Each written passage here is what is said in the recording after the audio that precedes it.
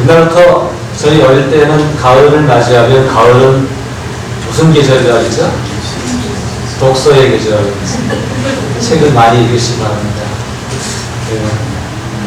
우리 도서관 여기 있는데 책을 많이 읽고 또 마음의 양식을 쌓았으면 좋겠습니다. 근데 책도 책이지만 성경도 많이 읽었으면 좋겠습니다. 그래서 많은 책들이 우리의 마음의 양식을 가져다 준다고 한다면 성경은 우리들의 생명을 공급하는 생명의 양식인 줄 믿습니다. 그러므로 성경도 열심히 읽으시고요. 이번 주에는 에스겔입니다. 에스겔을 다 함께 읽어주시기 바랍니다. 이렇게 가을은 독서의 계절이라고 하기도 하고요. 또 하늘은 높고 말은 살찌는 계절이라고 해서 우리가 말은 아니지만 먹을 게 많아서 살찌는 계절이 될 수도 있습니다. 조심하시기 바랍니다.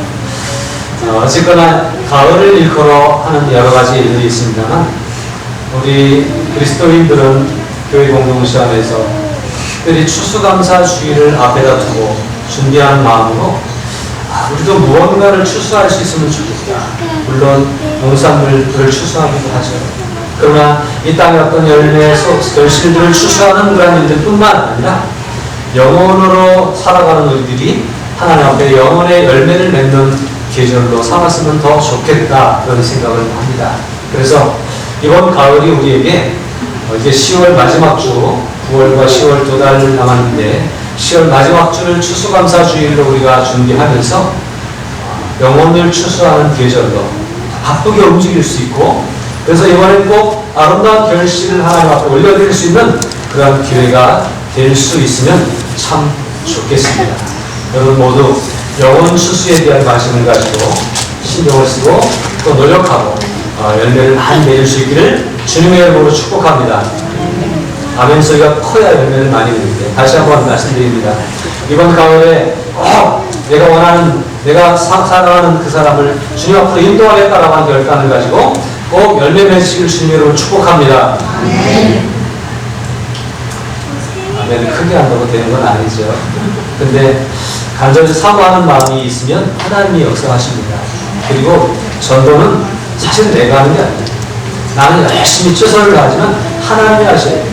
그런데 하나님이 하시는데 내가 아무것도 안 하면 나는 나대로 최선을 다할 수 있어야 됩니다. 그래서 오늘 요한복음 4장에 있는 말씀 가운데에서 영혼을 추수하는 계절에 우리 무엇을 어떻게 해야 될까 하는 것들을 함께 돌아봤으면 좋겠습니다. 요한복음 4장은 이렇게 시작하죠. 예수님이 고향으로 가시면서 사마리아 수가성에 머무르게 됩니다. 사마리아를 지나가면서 거기 수가성 우물가에 앉으셨죠. 거기 물을 길러 왔던 한 여자에게 나에게 물을 좀 달라라고 시작하면서 말을 걸다가 당신이 왜 유대인이면서 나한테 물을 달라고 합니까? 라고 하는 이런 얘기로 이제 대화가 시작해서 내가 주는 물을 먹는 자는 영원히 목마르지 아니할 것이다 라고 말씀하고 내가 그리스도다 라고 하는 것을 알려주심으로써 이제 그 여자를 변화시킵니다. 그런 일들이 이 요한복음 4장의 앞부분에 있고요. 이제 그것에 후속되는 이야기로 연결되는 이야기로 오늘 우리가 읽은 본문의 말씀 27절부터 38절의 말씀은 그 다음에 이어지는 이야기입니다. 이 여인에게 내가 주는 너를 먹는 자는 영원히 목마르지 아니할 것이다 라고 말씀하셨고 또 자연스럽게 그러면서 자신의 영원히 주님 앞에 구원받고 이런 확신을 가진 이가 예배를 드리는 것에 대해서 묻고 예배에 대해서 대화하면서 명과 진리로 예배해야 된다. 어디서 드리는가가 중요한 것이 아니라 하나님께 예배하는 자는 어디서든지 영과 진리로 예배하면 된다라고 말씀하시면서 하나님께서는 영과 진리로 예배하는 자들을 지금도 찾고 계신다 라고 이렇게 말씀하시는 부분이 23장, 24장에 적혀 있습니다. 우리는 하나님께 영과 진리로 예배하는 진정한 예배자인 줄로 믿습니다. 그런데 그 말씀, 영과 진리로 예배드리는 예배자가 된다고 하는 마음을 먹을 수 있는 이 말씀을 주신 다음에 이어지는 이야기가 바로 이 27절 이하의 이런 말씀들이에요. 여기 보니까 영과 진리로 예배하는 참된 예배자는 온전한 예배를 하나님께 드림과 동시에 모여서 드리는 예배를 하나님께 영광을 돌림과 동시에 이제는 흩어져서 하나님의 뜻을 이루는, 그래서 영원 구원을 힘쓰는 주의 종들이 되어야 되지 않을까 하는 것들을 우리에게 생각하도록 합니다. 여러분들은 온전한 예배자 되기 위해서 몸부림치는 성도들인 줄로 믿습니다. 그렇다면 온전한 예배자가 되기 위해서 몸부림치는 그 모습과 같이 하나님의 말씀을 증거하고 영원 구원을 위해서 더욱 힘쓰는 그런 우리가 되어야 할 줄로 생각이 되어집니다. 오늘 말씀 27절은 이렇게 말씀을 시작하죠. 이때에 제자들이 돌아와서 예수께서 여자와 말씀하신 것을 이상히 여겼으나 무엇을 구하시나이까 어찌하여 그와 말씀하시나이까 묻는 자가 없더라. 이때는 어떤 때냐면 여자와 대화하고 있을 때예요.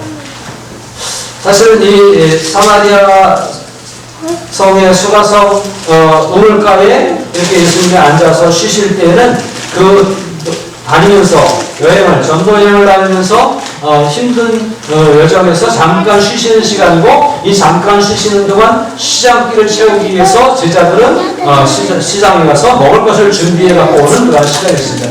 그래서 제자들이 먹을 것을 준비하고 시장에 간 터에 예수님이 잠깐 우물가에 서 앉아 계시다가 이제 이 여인과 대화했던 것입니다.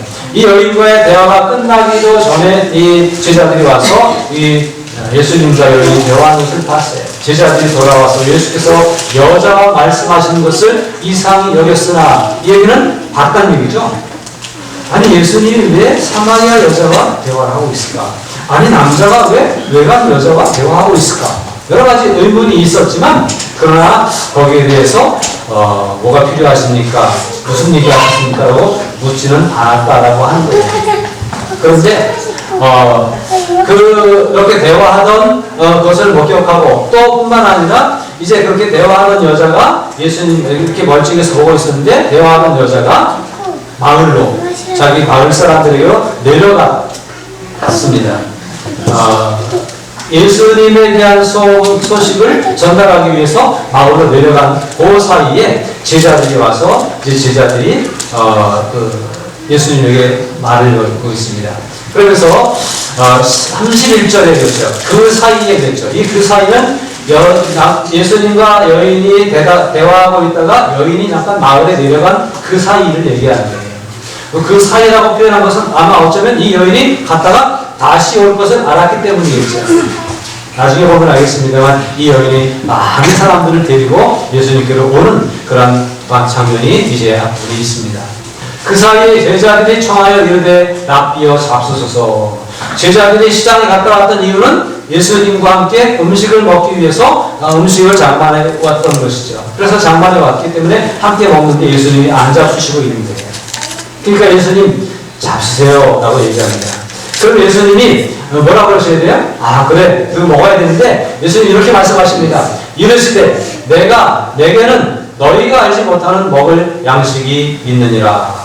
배고파서 지금 먹을 걸 사왔거든요. 그러니까 그 먹을 걸 사오면 더 기다리려고 더 시장하실 텐데 예수님이 안 드시는 거예요.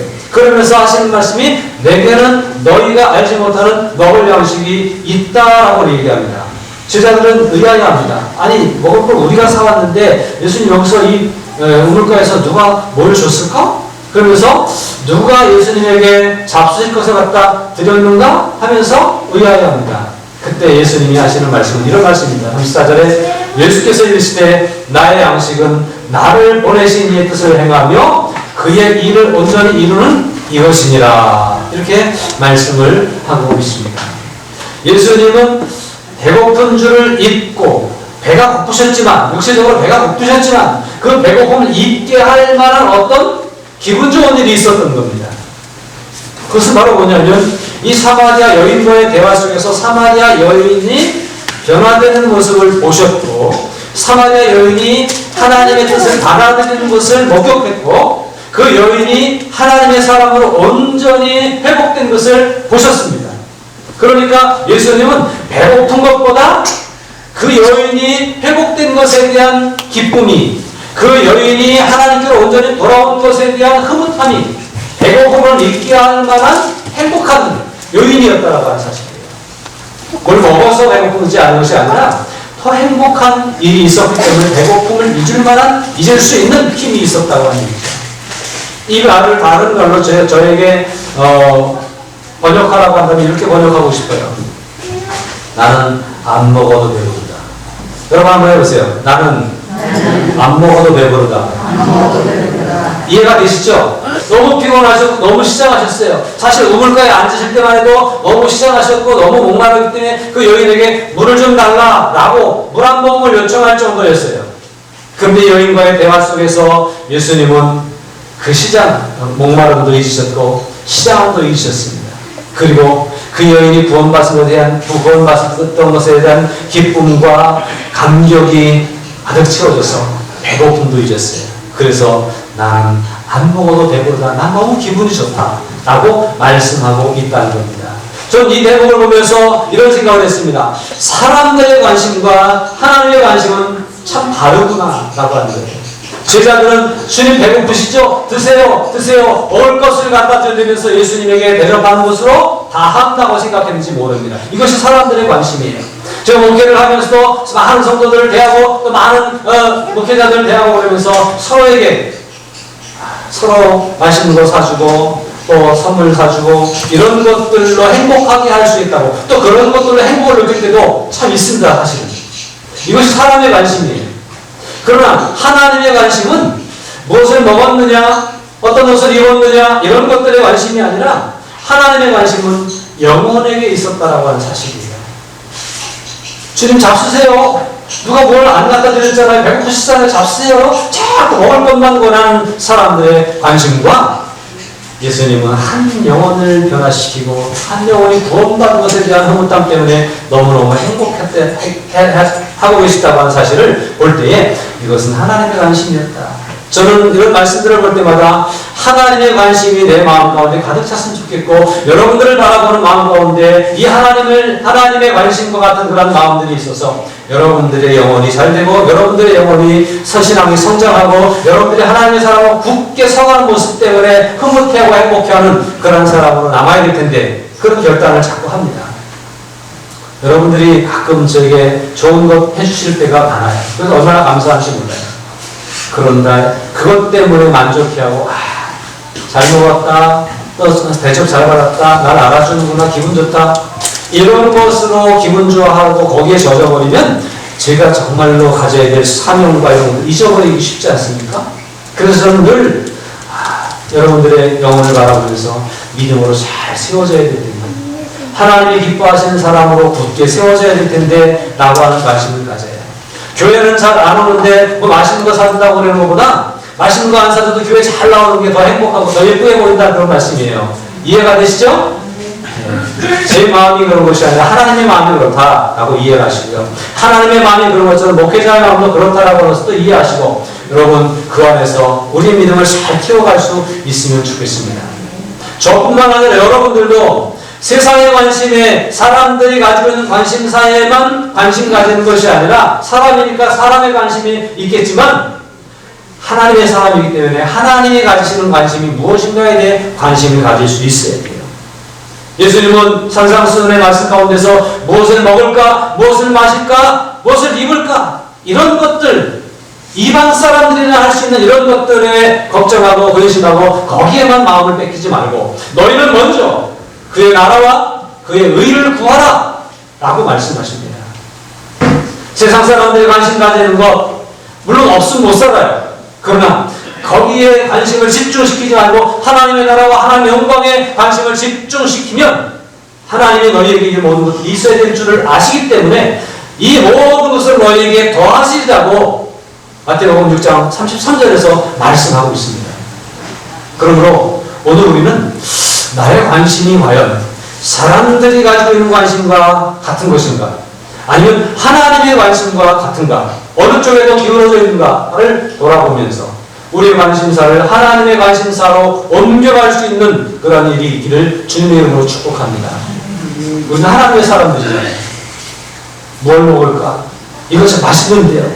어디가 뭐가 맛있는 게 있다더라. 누가 예쁜 옷을 입었다더라. 이런 것들에 대한 관심이 아니라 하나님이 원하시는 일이 무엇일까?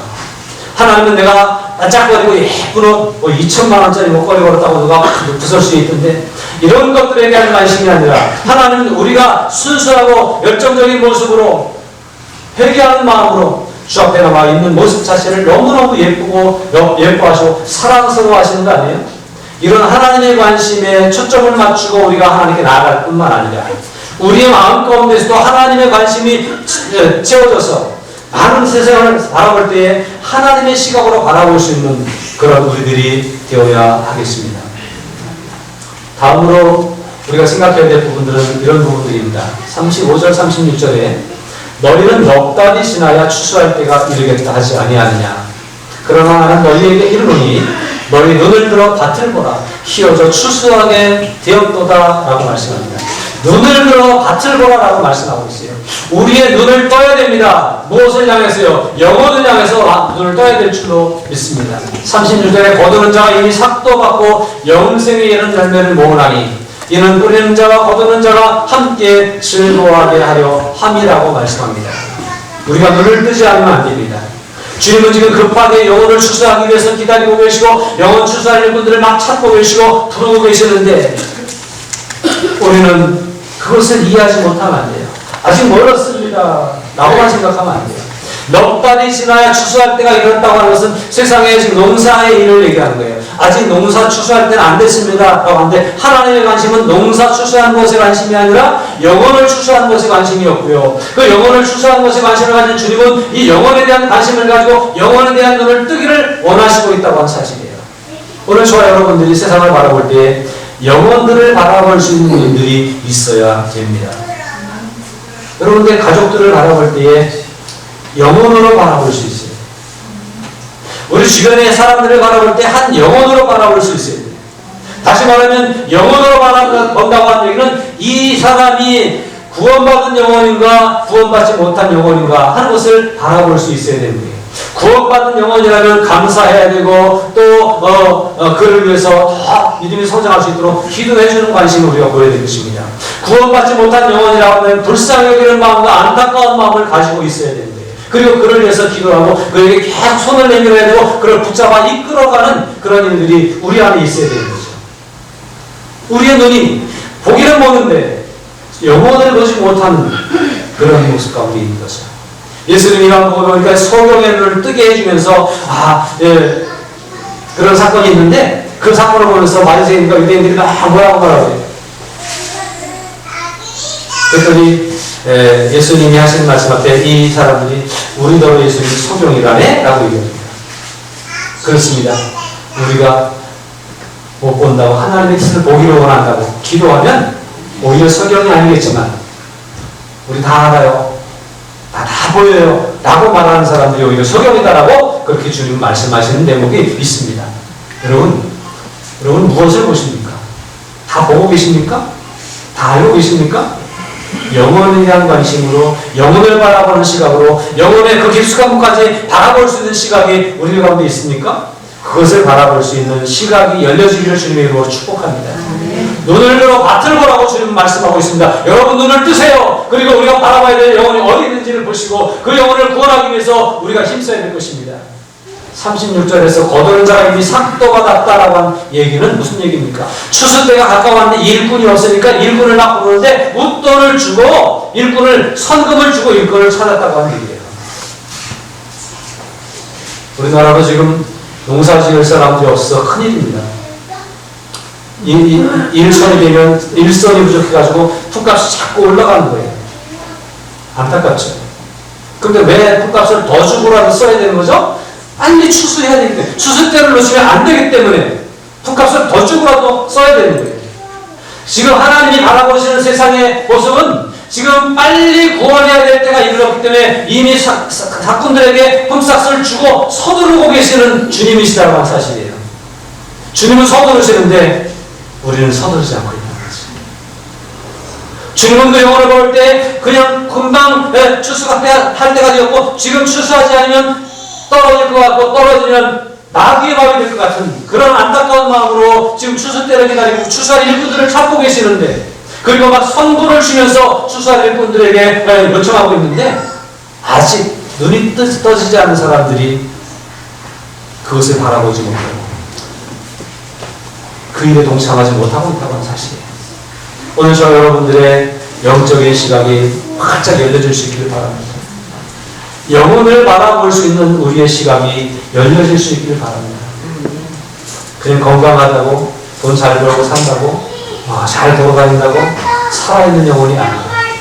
그 영혼이 주님을 아느냐 모르느냐에 따라서, 주님을 알면 오늘 좀 몸이 약해도 하나님 앞에 생명을 얻은 사람이고요, 주님을 알지 못하는 사람은 아무리 힘 자랑하고 아무리 돈 자랑해도 주님을 알지 못하는 사람은 죽은 영혼이잖아요.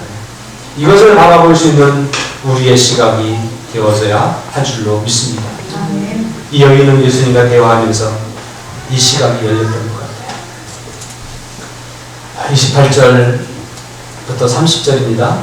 여자가 물동이를 버려두고 동네로 들어가서 사람들에게 이르되, 이 여자는 어떤 여자였을까요? 예수님과 이 우물가에서 대화했던 이 여자, 어떤 여자입니까? 한낮에 물을 길러 오는 정도의 사람이면 사람의 눈을 피하고 싶은 사람이라는 거예요. 왜 그러냐면 거기 너무 뜨거워서 한낮에는 쉬는 시간이에요. 좀 자는 시간이에요. 그래서 한낮에 돌아다니는 사람은 정 급하지 않으면 한낮에 돌아다니는 사람이 없어요. 그런데 한낮에 아무도 우물가에 오지 않는 그 한적한 우물가에 혼자 물동이를 가지고 이런 여자였어요. 예수님과 대화하면서 보니까 이 여인에게 과거가 있는데, 그게 뭐냐면 내가 남편이 5번이나 있었는데 지금 있는 남편도 내 남편이 아니니라.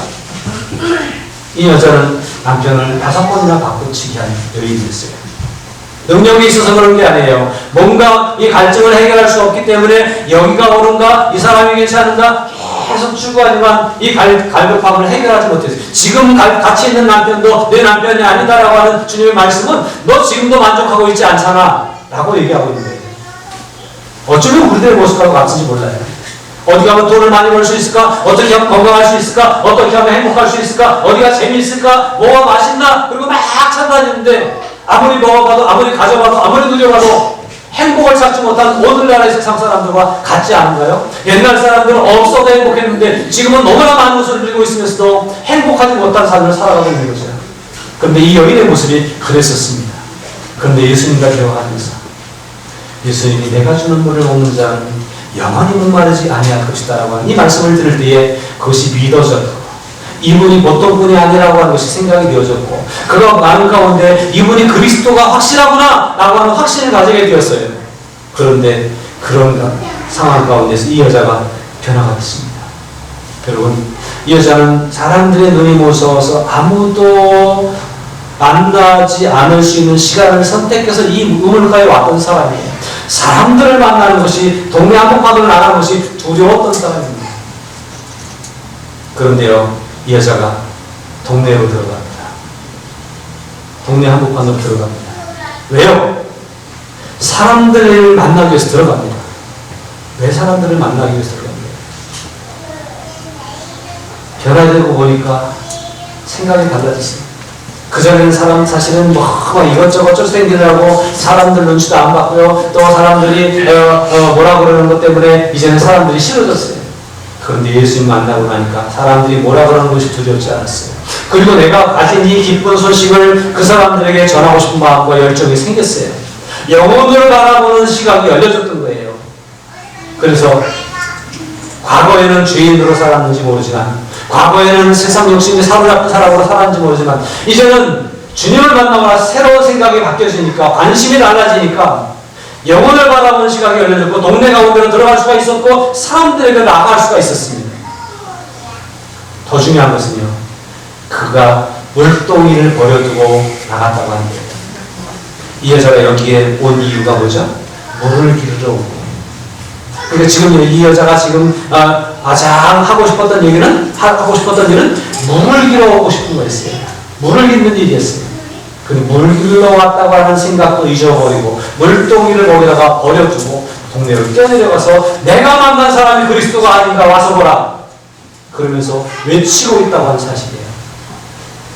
내가 행한 일을, 모든 일을 내게 말한 사람을 와서 보라, 이런 그리스도가 아니냐, 내가 그리스도를 만났다 라고 하면서 사람들에게 막 외칩니다. 사람들은 깜짝 놀랐을 때 저 사람이 미쳤나? 왜? 자기들의 눈을 피해 다니던 사람이죠. 그런데 그가 예수님 만나고 나서 그리스도가 오셨다라고, 예수님이 우리 동네에 오셨다라고 외치면서 동네방네 떠들고 다녔어요. 이렇게 변할 수 있습니까? 물동이를 버려요.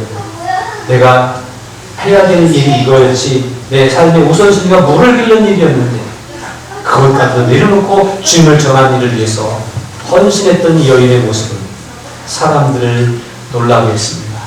사람들을 변화시켰습니다. 그들이 동네에서 나와 예수께로 오더라. 누구 말을 듣는 거예요? 그 여자의 말을 듣는 거예요. 사람 취급도 안 했던 그 여자가 말하는데 그 말이 들려졌던 거예요. 사람들이 눈총을 쓰고 막 비방했던 그 여자가 말하는데 이 사람들이 마음이 움직인 거예요. 한 사람의 확신, 한 사람의 온전한 믿음은, 한 사람의 복음에 대한 열정은 사람들을 움직입니다. 마음을 움직입니다. 변화가 일어날 수 있습니다. 이 여자는 말 잘하는 사람이 아니었어요. 이 사람은 사람들을 대인관계가 좋은 사람도 아니었어요. 우리와 똑같아요. 아는 사람도 많지 않고, 그렇지만 외치고 싶었어요. 전하고 싶었어요. 왜? 영혼으로 보이니까. 저 사람이 전에 나에게 손가락 치는 사람이에요. 저 사람이 전에 나에게 피방을 퍼붓던 사람이에요. 눈은 총을 막 쏘던 사람들이었어요. 그런데 그 영혼을 바라보니까 내가 그 사람들이 두렵지만, 그러나 그 사람들을 바라볼 때에 나를 비방하고 손가락질하고 눈총을 쏟아붓던 사람이 아니라 불쌍한 영혼이었어요. 우리가 오늘 가져야 되는 마음이 바로 그렇습니다. 우리가 눈을 떠야 되는 그 시각이 바로 이런 것들입니다. 영혼으로 바라보는 거예요. 저 사람도 구원받아야 될 텐데, 저 사람 안에도 예수님이 들어가야 될 텐데, 내 안에 계신 예수님이 저 사람에게도 들어가야 될 텐데 라고 하는 그런 마음으로 영혼을 향해 달려나갈 수 있는 그런 우리가 됐으면 좋겠습니다. 제가 감히 짐작해 보는데 이 여인도 말도 잘 못하고 사람도 피해 다니고 대인관계도 좋지 않고 사람들에게 비난이나 받은 여인이었지만 복음에 대한 열정을 가지고 영혼으로 생각하고 다가섰을 때에 그 여인의 입술을 통해서 하나님이 일하셨고 동네 사람들이 다 예수님께로 달려올 수 있는 길이 열려졌던 것처럼 오늘 저와 여러분들이 조금 용기를 낸다고 한다면 하나님이 이렇게 일하실 수 있지 않을까 생각해 봅니다. 하나님이 저와 여러분들의 입술을 통해서 저와 여러분들의 삶을 통해서 일하실 수 있도록 물동이에 얽매이지 말고 다른 데 나 바빠서 못해, 나 이것 때문에 못해, 이런 것들에 얽매이지 말고 잠시 내려놓고 복음에 대해 앞장서고 힘쓸 수 있는 주의 자녀들이 된다고 한다면 하나님은 그 순수함과 그 열정을 통해서 일을 하실 겁니다. 한국 땅에 복음을 전하러 왔던 선교사들 중에 어떤 사람들은 발도 못 디디고 죽은 사람도 있습니다. 어떤 사람들은 와서 열심히 했지만 빛을 못 보고 순교당한 사람들도 있습니다. 그런데 그들의 수고와 헌신과 열정은 헛되지 않았습니다. 영혼을 생각하고 영혼을 바라보면서 이 아무개 땅 조선 땅으로 발걸음을 옮겼던 그들의 열정이 한국 땅을 깨웠고 이 대한민국을 이렇게 세웠습니다. 오늘 우리들도 마찬가지입니다. 영혼으로 생각할 수 있는 마음들이 정말 중요한 거예요. 여러분들의 영혼을 하나님께 내어놓고 이 영혼과 영혼이 통할 수 있는 모습으로 영혼을 사랑하는 마음을 가지고 많은 사람들에게 다가설 수 있는 그런 우리들이 되기를 바랍니다. 우리는 전도해야 된다는 건 사실 다 알고 있어요. 근데 전도가 해보니까 쉽지 않거든요. 그리고 전도에 대해서 우리가 씨앗을 봄에 뿌리고 또 열매 가꾸고 가을에 추수해서 거둬들이는 것처럼 뿌리는 때부터 거둬들이는 때까지 우리가 다 책임져야 된다고 생각할 때가 사실은 많습니다. 그렇게 할 수 있다면 참 모범적이고 아름다운 일이죠. 우리들도 이곳에서 나름대로 25년 동안 열심히 섬기고 있습니다. 그런데 아직도 뿌리고 있는 것 같은 느낌이 들 때가 사실 있습니다.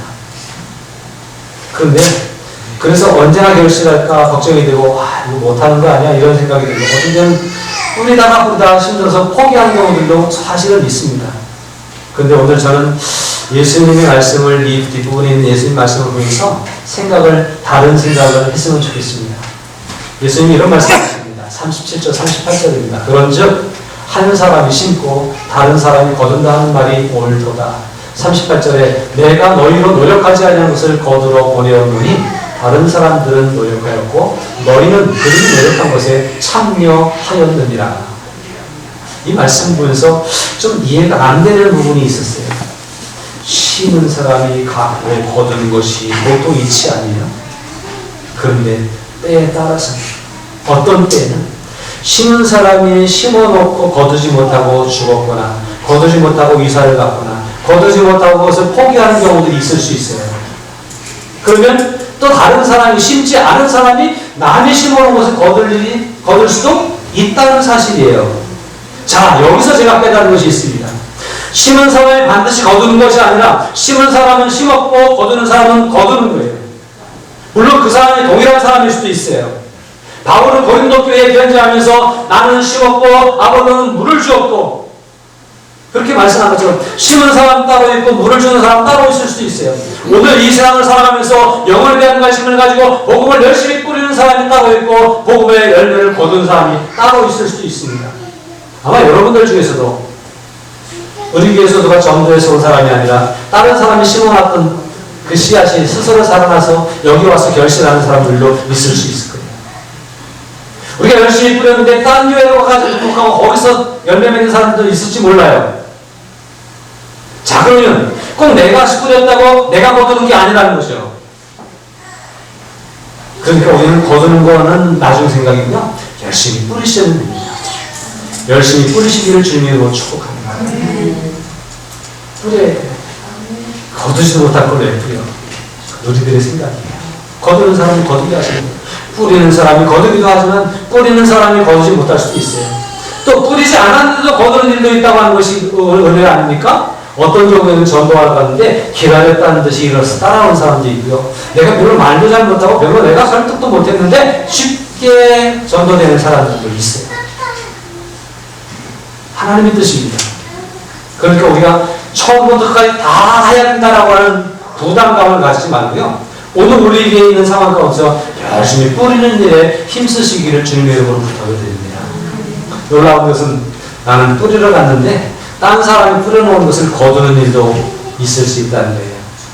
뿌리러 나가야 그런 거두는 일도 경험하는 거예요. 뿌리러 안 나가고 왜 뿌려봤자 뭐해? 그리고 안 나가면 거두는 일이 없어요. 그런데 뿌리러 나갔는데 뿌리러 나가보니까 거두어야 될 영혼들이 있을 수도 있다는 사실입니다. 저는 이번 기회에 일단 2달 한번 우리가 열심히 한번 해봤으면 좋겠다 그런 생각을 합니다. 그래서 열심히 뿌리는 일을 하다가 보면 우리가 안 뿌렸는데 거둘 수 있는 일도 있지 않을까 하는 기대도 한번 해봅니다. 도둑심보기 때문에 아니에요. 하나님이 주님이 이렇게 말씀하셨기 때문에 그런 거예요. 주님이 내가 너희로 노력하지 아니한 것을 거두러 보낸다 라고 말씀하셔요. 제자들이 뿌리지 않았는데 가보니까 준비된 영혼들이 있었어요. 그런 일들이 있을 수 있다는 거예요. 사랑하는 여러분, 복음에 대한 열정을 가지고 살아갈 수 있기를 바랍니다. 사람의 관심, 세상의 관심에만 붙잡히지 말고 하나님의 관심이 무엇일까를 생각하며 살아갈 수 있기를 바랍니다. 영혼을 바라볼 수 있는 눈이 열려질 수 있기를 바라고요. 우리 마음에 영혼을 품을 수 있는 마음들이 되었으면 좋겠습니다. 그리고 내가 책임질 수 있는 일이 아니어도 복음을 열심히 뿌리는 일에 동참하다 보면 거두는 일도 생기게 될 줄로 믿고 믿음으로 나아가시기를 주님의 이름으로 부탁을 드립니다. 여러분, 이번 기회에 여러분의 가족들 이름을 적어놓고 기도할 수 있으면 좋겠습니다. 그리고 뿌리십시오. 여러분이 가깝게 지내는 사람들 이름을 적어놓고 기도하며 뿌리십시오. 기도만 하고 가만히 있는 게 아니라 기도하고 전하는 거예요. 듣든지 안 듣든지 전하는 거예요. 때를 얻든지 못 얻든지 전하는 거예요. 그러면 하나님이 거두실 것입니다. 이런 일들에 우리가 쓰임받으며 이번 가을 우리에게 그 어느 해 가을보다 더 가치 있고 보람 있는 뜻깊은 가을 영혼을 추수하는 계절이 되었으면 좋겠습니다.